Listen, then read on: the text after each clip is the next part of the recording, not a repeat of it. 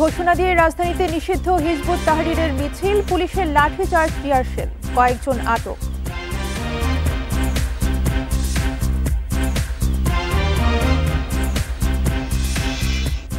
বৈষম্য বিরোধী পরিচয়ে বেসরকারি প্রতিষ্ঠানের কর্মকর্তা অপহরণ, নাহিদ বললেন সমন্বয়ক বলতে এখন কিছু নেই।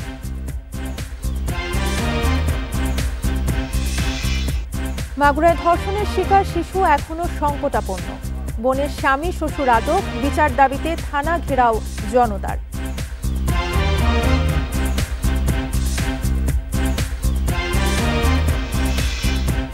এবং নারী নির্যাতন ও হেনস্থার তীব্র নিন্দা ফখরুলের, ধর্ষণ নিপীড়নের বিরুদ্ধে সংসদ ভবনের সামনে নারীদের সমাবেশ।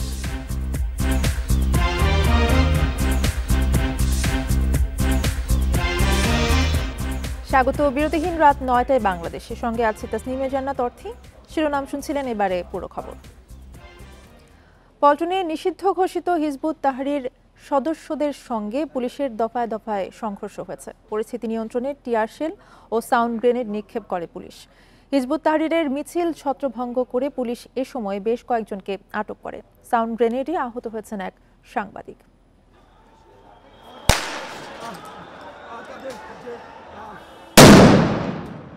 রণক্ষেত্র পল্টন মোড়, পুলিশের সাথে নিষিদ্ধ ঘোষিত হিজবুত তাহরিরের সদস্যদের সংঘর্ষ।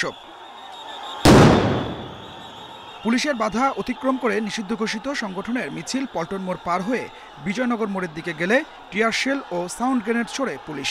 এক পর্যায়ে শুরু হয় পুলিশের লাঠিচার্জ। এ সময় অলিগলিতে ছড়িয়ে পড়ে হিজবুত তাহরিরের সদস্যরা।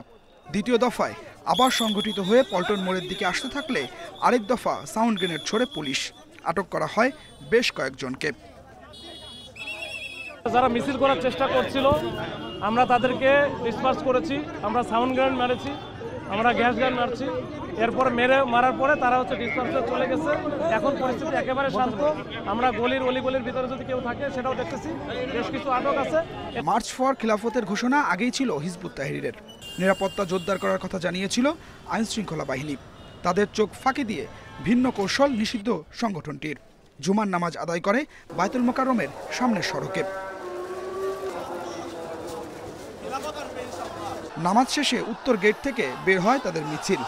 কয়েক হাজার কর্মীকে ঠেকাতে ছিল হাতে গোনা কয়েকজন পুলিশ সদস্য। তাদের ঠেলে সরিয়ে দেয় হিজবুত তাহরির সদস্যরা। পল্টন মোড়ে থাকা পুলিশের দলটি সামনে এগিয়ে এসে মিছিলকে ঠেকানোর চেষ্টা করলে তারাও ব্যর্থ হয়। পরে পুলিশের বাড়তি সদস্য এসে হিজবুত তাহরির মিছিল পণ্ড করে দেয়। এদিকে পেটের ওপর সাউন্ড গ্রেনেড বিস্ফোরণ হয়ে আহত হন দৈনিক কালবেলার প্রতিবেদক। Adilur Rahman, independent news, Dhaka. বৈষম্য বিরোধী বা সমন্বয়ক পরিচয় ব্যবহার করে কেউ অপকর্ম করলে কঠোর ব্যবস্থা নিতে আইন শৃঙ্খলা বাহিনীর প্রতি আহ্বান জানিয়েছেন জাতীয় নাগরিক পার্টি এনসিপির আহ্বায়ক নাহিদ ইসলাম। বিকেলে দলের প্রথম সাধারণ সভায় এই কথা বলেন তিনি। দলে যারা অর্থায়ন করছে, নিরাপত্তার স্বার্থে তাদের পরিচয় প্রকাশ সম্ভব হচ্ছে না বলে জানান তিনি। আত্মপ্রকাশের এক সপ্তাহ পর রাজধানীর বাংলা মোটরে অস্থায়ী কার্যালয়ে সাধারণ সভার আয়োজন করে জাতীয় নাগরিক পার্টি এনসিপি।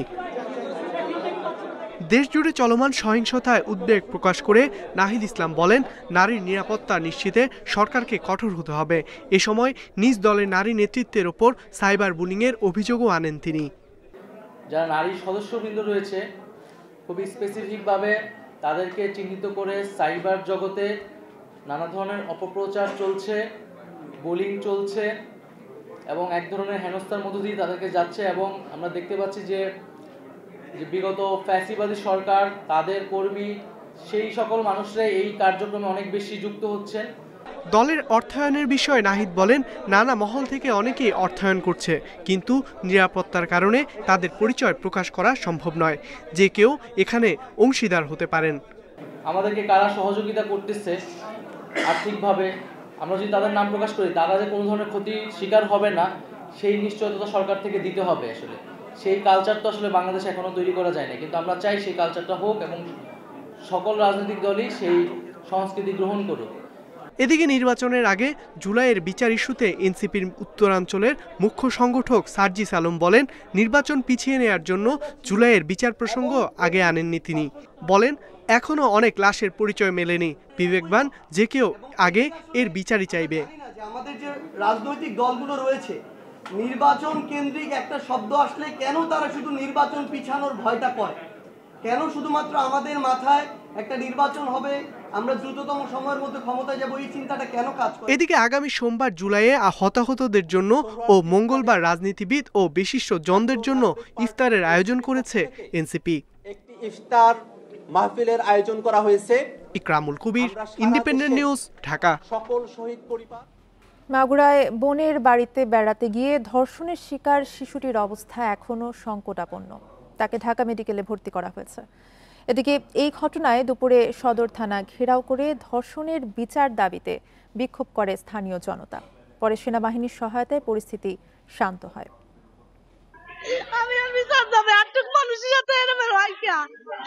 আমি কি জানতাম মানুষের সাথে এরকম হইবে না? তাহলে তো মনে আসতে দিতাম না। এভাবেই বৃহস্পতিবার বিলাপ করে কাঁদছিলেন ধর্ষণের শিকার শিশুটির মা। বোনের বাড়িতে বেড়াতে গিয়ে ধর্ষণের শিকার হয় মাগুরার 8 বছরের শিশু। অচেতন অবস্থায় তাকে উদ্ধার করে প্রথমে স্থানীয় হাসপাতালে নেওয়া হয়, পরে উন্নত চিকিৎসার জন্য শিশুটিকে আনা হয় ঢাকা মেডিকেল কলেজ হাসপাতালে। পরিবারের অভিযোগের ভিত্তিতে শিশুটির বোনের স্বামী ও শ্বশুরকে জিজ্ঞাসাবাদের জন্য নেওয়া হয় পুলিশের হেফাজতে। এদিকে শুক্রবার জুম্মার নামাজের পর স্থানীয় জনতা এই ঘটনার বিচার দাবিতে মাগুরা সদর থানা ঘেরাও করে। এক পর্যায়ে তারা থানার ফটক ভাঙার চেষ্টা করে, পরে সেনাবাহিনী তাদের ছত্রভঙ্গ করে দেয়। অলরেডি সেই দুইজনকেই জিজ্ঞাসাবাদের জন্য আটক করেছি। আমরা আমাদের পদক্ষেপ 100% গ্রহণ করেছি। আজকে জুম্মার নামাজের পরে হঠাৎ করে কিছু উচ্ছৃঙ্খল লোক আমাদের এই থানা ঘেরাও করে। এক পর্যায়ে যাই হোক সেনাবাহিনী এবং পুলিশের সহযোগিতায় আমরা এই ছত্রভঙ্গ করতে সক্ষম হয়েছি। এদিকে এই ঘটনায় ধর্ষকদের দ্রুত বিচার দাবি এলাকাবাসীর। ছেলের হলো স্ত্রী উঠে দেখছে যে আমার বোন এভাবে মাটিতে লুটিয়ে পড়ে আছে রক্তাক্ত অবস্থায়। তাকে পেয়ে তার বউ হলো চিৎকার মারছে, ছেলের বউ চিৎকার মারলে সেই ছেলেই তাকে হলো আবার মারধর শুরু করছে যে তুই চিৎকার করছিস কেন। বাচ্চাটার সাথে যে ঘটনাটা ঘটেছে, এ এলাকাবাসী হিসেবে আমরা পুরোভাবে ভালো করে শাস্তি চাই। অভিযুক্ত সজীব শেখের সাথে শিশুটির 14 বছর বয়সী বড় বোনের বিয়ে হয় 4 মাস আগে। Independent news. দেশে নারী নির্যাতন ও হেনস্থার ঘটনায় উদ্বেগ প্রকাশ করেছেন বিএনপি মহাসচিব মির্জা ফখরুল ইসলাম আলমগীর। শুক্রবার এক বিবৃতিতে এসব ঘটনার তীব্র নিন্দা ও প্রতিবাদ জানান। বিএনপি মহাসচিব বলেন, দেশের উন্নয়ন অগ্রগতি সহ সব ক্ষেত্রে নারীরা পুরুষের পাশাপাশি অগ্রণী ভূমিকা পালন করছে। শিক্ষাক্ষেত্রেও নারীদের ভূমিকা প্রশংসনীয়। শিক্ষা প্রতিষ্ঠান সহ বিভিন্ন স্থানে নারীরা ইফটিজিং, শ্লীলতাহানি এবং হেনস্থার শিকার হচ্ছে। ধর্ষণ ও নির্যাতনের পর হত্যা করা হচ্ছে। পতিত আওয়ামী লীগ সরকার নারী নির্যাতনের বিরুদ্ধে ব্যবস্থা নেয়নি বলে নির্যাতনকারীরা বেপরোয়া হয়ে উঠেছে।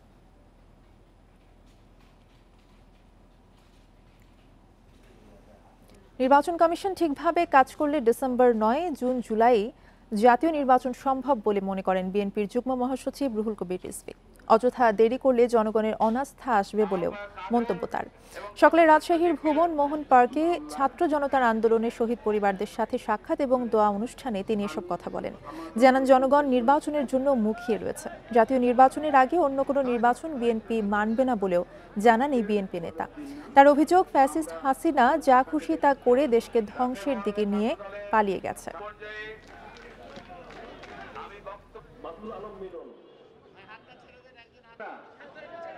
নির্বাচন কমিশন যদি সঠিকভাবে কাজ করে তাহলে ডিসেম্বরের মধ্যে, ডিসেম্বর কেন, আপনার জুনের মধ্যে নির্বাচন করা সম্ভব, জুলাইয়ের মধ্যে নির্বাচন করা সম্ভব। আর এইটা নিয়ে গড়িমসি করা হলে জনগণের মধ্যে সন্দেহ জাগবে এই অন্তর্বর্তীকালীন সরকারের কাছে প্রতি যে কেন এই গড়িমসি করা হচ্ছে।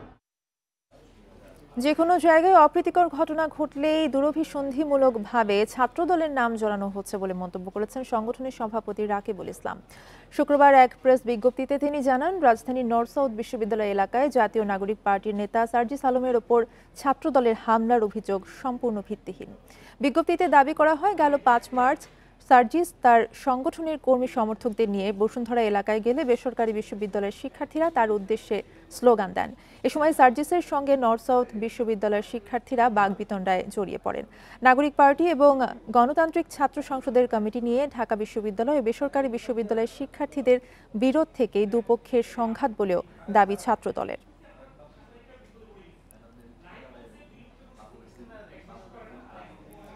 বৈষম্য বিরোধী ছাত্র আন্দোলনের পরিচয়ে চট্টগ্রামের প্যাসিফিক ডিসেন্স সহকারী মহাব্যবস্থাপক এবং তার গাড়ি চালককে অপহরণ করার ঘটনায় 4 জনকে গ্রেফতার করেছে পুলিশ। বৃহস্পতিবার রাতে যৌথ অভিযান চালিয়ে পাহাড়তলী অ্যাপোলো ইম্পেরিয়াল হাসপাতাল থেকে উদ্ধার করা হয়।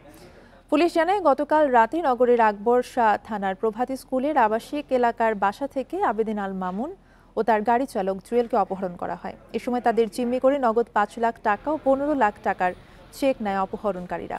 পরে খবর পেয়ে যৌথ অভিযান চালিয়ে পাহাড়তলী অ্যাপোলো ইম্পেরিয়াল হাসপাতালের সামনে থেকে তাদের উদ্ধার করা হয়।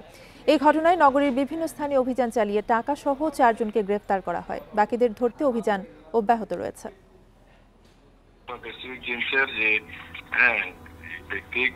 কমার্শিয়াল ম্যানেজার আবেদিন মামুন, উনি গতকাল রাতে 8টার দিকে অপহরণ হয়েছে। অভিযান পরিচালনা করি আমাদের টিমটি। অভিযান পরিচালনার এক পর্যায়ে 2টার দিকে ওনার নামাই দিয়ে যায় আর কি, ফেলে চলে যায় রাস্তায়, পরে আমরা উদ্ধার করি। আর 4 জন ঘটনা জড়িত, 4 জনকে আমরা গ্রেফতার করছি। পুঁজিবাজার নিয়ন্ত্রক সংস্থা Bangladesh securities and exchange commission বিএসইসির 16 কর্মকর্তাকে আসামি করে মামলা দায়ের করা হয়েছে। বিএসইসির চেয়ারম্যান খন্দকার রাশেদ মাকসুদের নিরাপত্তায় নিয়োজিত গানম্যান আশিকুর রহমানই মামলা করেন। বৃহস্পতিবার রাজধানীর শেরেবাংলা নগর থানায় অভিযোগের পর তা মামলা হিসেবে নথিভুক্ত করা হয়। এর আগে গেল বুধবার বিএসইসির নির্বাহী পরিচালক সাইফুর রহমানকে বাধ্যতামূলক অবসরে পাঠানোর ঘটনাকে কেন্দ্র করে সংস্থাটির কর্মকর্তা কর্মচারীরা 4 দফা দাবিতে বিক্ষোভ করেন। ওই দিন চেয়ারম্যান ও 3 কমিশনারকে প্রায় 4 ঘন্টা অবরুদ্ধ করে রাখেন বিক্ষোভকারীরা। পরে সেনাবাহিনীর সদস্যরা এসে অবরুদ্ধ কর্মকর্তাদের উদ্ধার করেন। মামলার অভিযোগে বলা হয়, অভিযুক্ত ব্যক্তিরা কমিশনের মূল ফটকে তালা দেন। এছাড়াও সিসি ক্যামেরা, ওয়াইফাই বন্ধ করা সহ অরাজকতা ও ভীতিকর পরিস্থিতি সৃষ্টির অভিযোগ করা হয়। আর এই ছিল এখনকার সংবাদে। ইন্ডিপেন্ডেন্ট টেলিভিশনের আরও খবর জানতে চোখ রাখুন ফেসবুক, ইউটিউব এবং এক্সে। সাথে থাকায় ধন্যবাদ সবাইকে।